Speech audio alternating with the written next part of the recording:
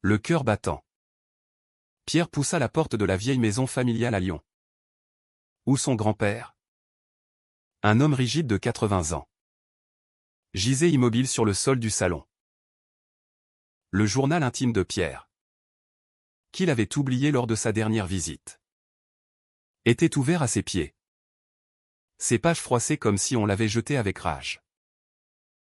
Mais ce qui glaça le sang de Pierre, ce fut la note manuscrite de son grand-père griffonnée en marge de la dernière entrée: « Pécheur, tu as souillé notre nom. » Suivi d'une révélation qui fit vaciller le monde de Pierre. Son grand-père avait lui-même vécu une histoire d'amour interdite avec un homme dans sa jeunesse.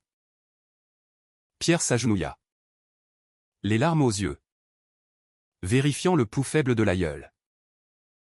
L'ambulance arriva en hurlant, emportant le vieil homme vers l'hôpital, laissant Pierre seul avec le journal qui venait de détruire et peut-être de reconstruire leur lien familial. Comment en était-on arrivé là? Tout avait commencé des mois plus tôt, à Paris, où Pierre menait une vie discrète mais épanouie. Pierre Lefebvre, 25 ans, travaillait comme graphiste dans une agence publicitaire du Marais. Grand, mince, avec des cheveux châtains courts et des yeux bleus perçants. Il avait toujours été le petit-fils modèle aux yeux de sa famille conservatrice. Élevé dans une tradition catholique stricte, il avait appris à cacher ses sentiments profonds dès l'adolescence. Mais depuis 2 ans, Julien avait changé tout cela.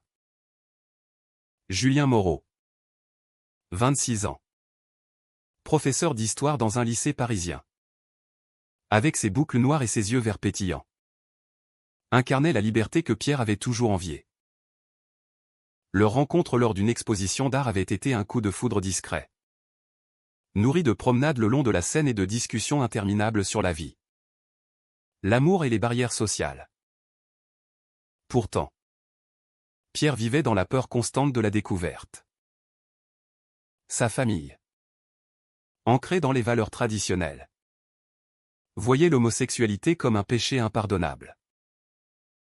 Son père, un avocat rigoriste, et sa mère, une enseignante pieuse, n'avaient jamais caché leur mépris pour ces modes modernes qui corrompent la société.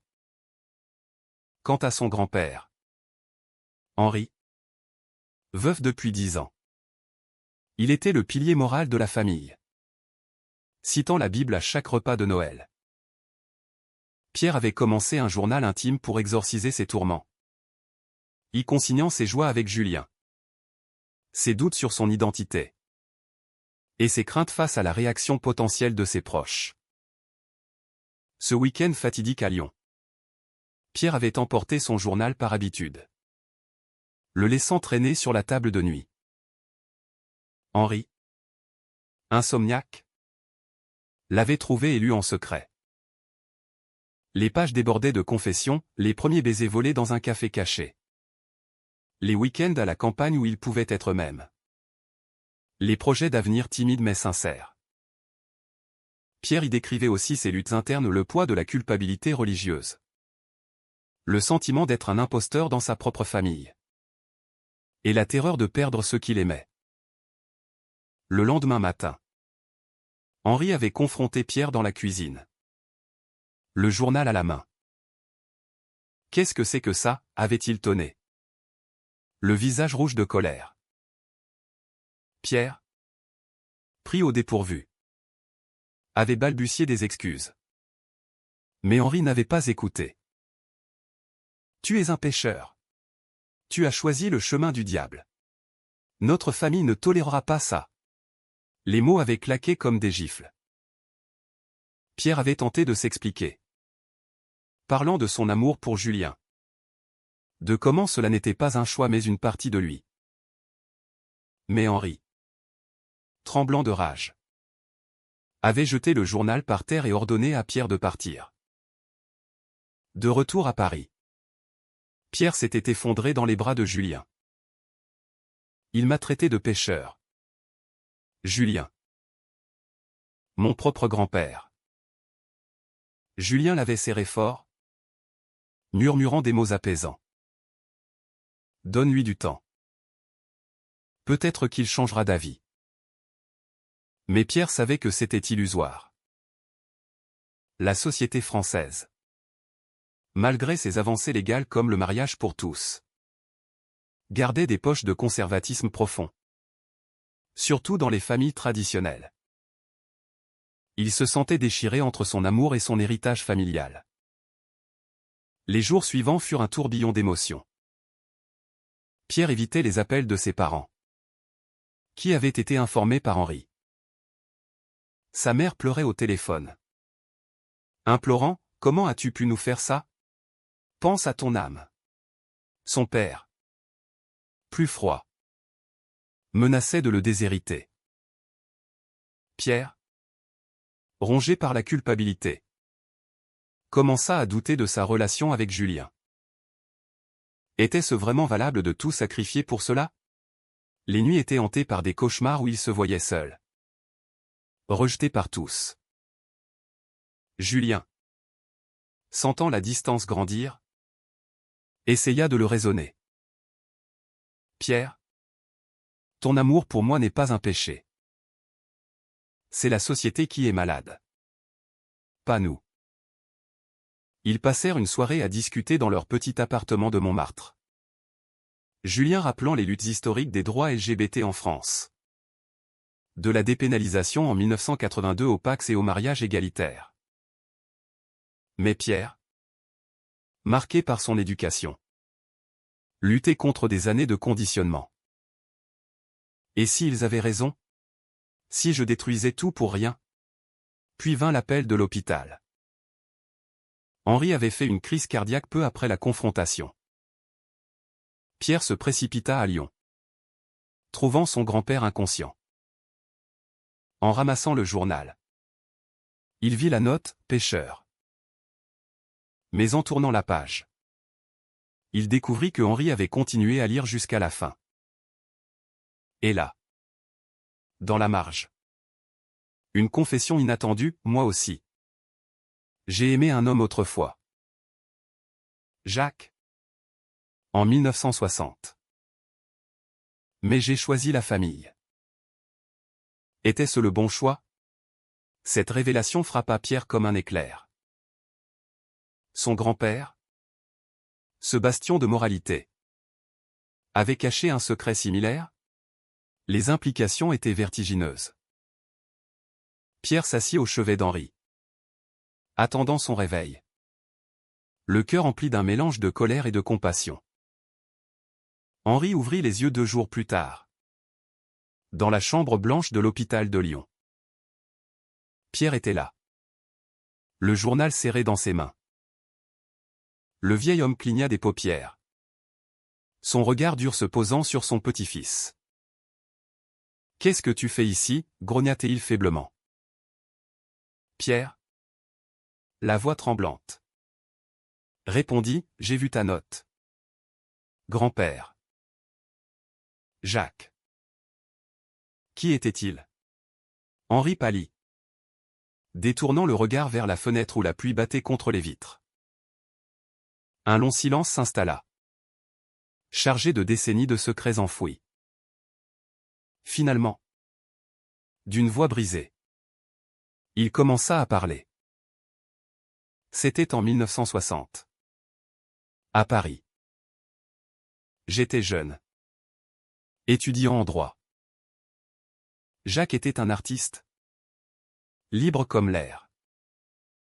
Nous nous sommes rencontrés dans un café du quartier latin. À l'époque, l'homosexualité était un crime, puni par la loi. Mais avec lui, je me sentais vivant pour la première fois. Pierre écoutait, stupéfait. Son grand-père, cet homme intransigeant qui avait toujours prêché la rectitude morale, avait vécu une passion clandestine. Henri continua, nous avons passé des mois ensemble. En secret. Mais quand ma famille l'a soupçonné, ils m'ont forcé à choisir. Mon père m'a menacé de me renier. J'ai épousé ta grand-mère. Une femme bien. Et j'ai enterré ce passé. Jacques a disparu de ma vie. J'ai choisi la sécurité. La normalité. Les mots pesaient lourd. Pierre sentit une vague de compréhension mêlée à de la rage. Alors pourquoi m'as-tu traité de pécheur? Tu sais ce que c'est. Henri soupira. Les yeux humides.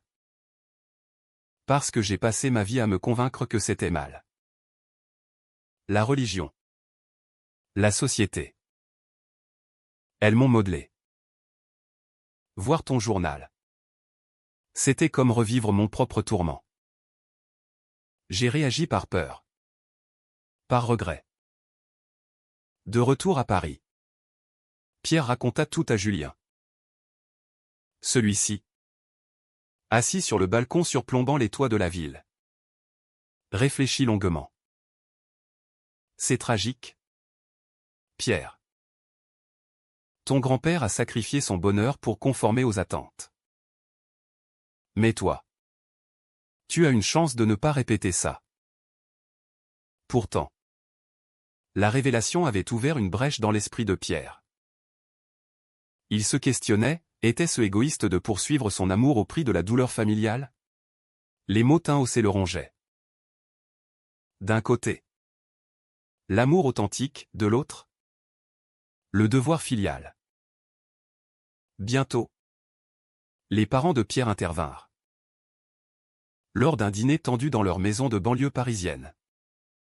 Son père, Marc, déclara, ton grand-père nous a tout dit. 7. Phase doit cesser. Pense à l'héritage familial. Sa mère, Élise, ajouta en pleurant, nous t'aimons. Mais ça nous brise le cœur. La Bible est claire là-dessus. Pierre, soutenu par Julien qui l'avait amené pour la première fois, défendit leur relation. Ce n'est pas une phase. C'est qui je suis. Julien m'apporte du bonheur. Pourquoi ne pouvez-vous pas l'accepter? La soirée dégénéra en dispute. Marc accusa Julien d'avoir corrompu son fils, tandis qu'Élise implorait Pierre de consulter un prêtre. Julien, calme mais ferme, répondit, l'amour n'est pas une corruption. C'est la haine qui l'est. Pierre, déchiré, quitta la maison en larmes, se sentant trahi par ceux qui l'avaient élevé. Les semaines suivantes furent marquées par une escalade de tension. Henri, sorti de l'hôpital, appela Pierre pour des discussions secrètes. J'ai regretté toute ma vie. Mon garçon, ne fais pas comme moi. Ces mots offraient un soutien inattendu. Mais ils compliquaient tout. Pierre se sentait coupable d'avoir indirectement causé la crise cardiaque de son grand-père. Julien, de son côté, commençait à douter, si ça te détruit autant. Peut-être devrions-nous nous séparer. Je ne veux pas être la cause de ta souffrance. Cette suggestion frappa Pierre comme une trahison. Non. C'est eux qui doivent changer. Pas nous. Mais intérieurement, il vacillait. La société française, bien que progressiste en surface, cachait encore des préjugés profonds. Au travail, Pierre entendait des blagues homophobes déguisées, dans la rue. Des regards désapprobateurs. Il se surprit à éviter les gestes tendres en public avec Julien, par peur du jugement. Puis vint un tournant, Pierre découvrit une lettre ancienne dans les affaires d'Henri, adressée à Jacques. Elle débordait d'amour réprimé et de regret. Mon cher Jacques, je t'ai abandonné pour plaire aux autres. Pardonne-moi. Cela renforça la détermination de Pierre. Il décida de confronter sa famille une fois pour toutes, organisant une réunion à Lyon. Mais avant cela, une trahison inattendue surgit. La réunion familiale à Lyon se transforma en champ de bataille. Pierre arriva avec Julien, déterminé à imposer l'acceptation. Henri, affaibli mais présent, s'assit en silence tandis que Marc et Élise lançaient leurs arguments. C'est contre nature, s'exclama Marc. Pense aux enfants que tu n'auras pas. À notre lignée. Élise ajouta, et l'Église. Tu risques ton âme éternelle. Pierre, la voix ferme, répondit, l'amour n'a pas de genre. Julien est mon partenaire. Pas un péché. Grand-père, dis-leur pour Jacques. Henri hésita. Puis avoua son passé. Stupéfiant tous. J'ai aimé un homme. Et j'ai payé le prix en vivant dans le mensonge. Ne forcez pas Pierre à faire de même.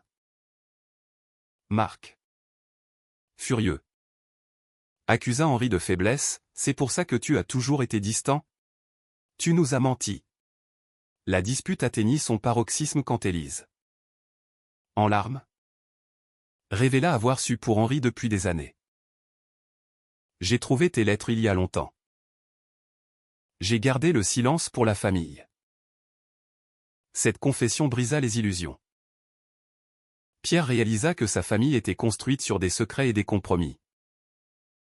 Julien, observateur silencieux, murmura à Pierre, c'est leur peur qui parle. Pas la vérité. Mais le lendemain, une trahison vint de l'intérieur. Julien, sous la pression, confia à Pierre qu'il avait douté de leur avenir. Tes parents ont raison sur un point, ça te détruit. Peut-être devrions-nous faire une pause. Pierre, blessé, se sentit abandonné. Tu me lâches maintenant? Après tout ça? Julien pleura, je t'aime. Mais je ne supporte pas de te voir souffrir à cause de moi. Cette fracture interne amplifia les tourments de Pierre. Il erra seul dans les rues de Lyon, questionnant chaque décision. Était-il juste de forcer l'acceptation? Ou valait-il mieux sacrifier son amour pour la paix familiale? Les mots moraux le consumaient, le droit à l'identité contre le devoir de ne pas blesser les siens. De retour à Paris, Pierre se replia sur lui-même, évitant Julien. Il reprit son journal. Y notant ses doutes, ai-je le droit de tout bouleverser? Grand-père a choisi la famille, suis-je égoïste de ne pas le faire? La société ajoutait à la pression des articles sur les discriminations LGBT. Des débats sur l'adoption gay. Tout rappelait les enjeux. Henri, sentant le désarroi de Pierre, l'appela. Mon garçon, j'ai fait le mauvais choix. Jacques m'a hanté toute ma vie. Ne répète pas mon erreur. Ces mots ravivèrent l'espoir. Pierre décida de reconquérir Julien, l'invitant à une promenade au jardin du Luxembourg. Je ne peux pas vivre sans toi. Affrontons ça ensemble. Julien, ému, accepta. Mais avec une condition, nous devons être honnêtes. Même si ça fait mal. Pourtant, une nouvelle épreuve surgit. Les parents de Pierre, refusant d'accepter, menacèrent de couper les ponts. Marc envoya un ultimatum, choisis, nous ou lui. Pierre, face à ce chantage émotionnel, sentit le poids des dommages collatéraux. Sa sœur cadette, qu'il avait toujours soutenue en secret, intervint, frère. Suis ton cœur. Je serai là pour toi. Cela offrit un rayon de lumière dans l'obscurité. Les confrontations culminèrent lors d'une fête familiale. Pierre y alla seul, annonçant « J'aime Julien. Et je ne renoncerai pas. Si vous m'aimez, acceptez-moi tel que je suis. » Marc explosa. Mais Henri intervint, assez. J'ai perdu mon amour par votre faute. Génération après génération. Arrêtons ce cycle. Élise. Touchée? Murmura, peut-être. Donnons-lui une chance. Les mois suivants furent une lente reconstruction. Pierre et Julien reprirent leur vie à Paris. Plus unis que jamais. Les promenades le long des Champs-Élysées devinrent des symboles de résilience. Pourtant, les cicatrices persistaient. Pierre visitait souvent Henri à Lyon, discutant de Jacques et des regrets. J'aurais dû être courageux, confiait le vieil homme. Toi, tu le es. La famille évolua à pas prudents. Marc, rigide, gardait ses distances. Mais Élise commença à envoyer des messages. Curieuse de Julien. Raconte-moi comment vous vous êtes rencontrés. Demanda-t-elle un jour. Pierre, prudent, répondit. Sentant un pont se former. Sa sœur organisa une rencontre discrète, où Julien charma tous par son intelligence et sa gentillesse. Mais les dommages étaient profonds. Pierre luttait avec des crises d'anxiété, revivant les confrontations. Julien, patient, l'aidait. Nous avons gagné une bataille, pas la guerre. La société change, mais lentement. Ils participèrent à des événements LGBT, comme la Pride à Paris, trouvant force dans la communauté. Pierre y vit des histoires similaires, des rejets familiaux, des réveils tardifs. Henri, affaibli, rédigea une lettre à Pierre avant de s'éteindre paisiblement. Mon cher petit-fils, j'ai vécu dans l'ombre pour plaire aux autres. Toi, vis dans la lumière. Jacques serait fier de toi. Ces mots furent un legs, poussant Pierre à pardonner et à avancer. Avec le temps, Marc adoucit sa stance, invitant Julien à un dîner. Je ne comprends pas tout, mais je vois que tu rends mon fils heureux. Ce fut une victoire modeste, mais significative. Pierre réalisa que le changement venait de la persévérance, pas de la confrontation brute. Pourtant, des questions subsistaient. Pierre se demanda si son insistance avait valu les blessures infligées. Julien et lui fondèrent une vie stable, adoptant un chien comme premier pas vers une famille. La société française, avec ses lois progressistes, offrait un cadre, mais les cœurs humains restaient complexes. À la fin, Pierre relut son journal, y ajoutant une dernière entrée, l'amour triomphe. Mais à quel prix? Il referma le cahier, regardant Julien dormir paisiblement. Était-ce juste de prioriser son bonheur personnel face aux traditions familiales? Ou le vrai péché était-il de nier son identité pour apaiser les autres? Était-il moralement justifiable de briser des liens familiaux pour vivre son amour authentique? Ou le compromis générationnel d'Henri représentait-il une sagesse oubliée?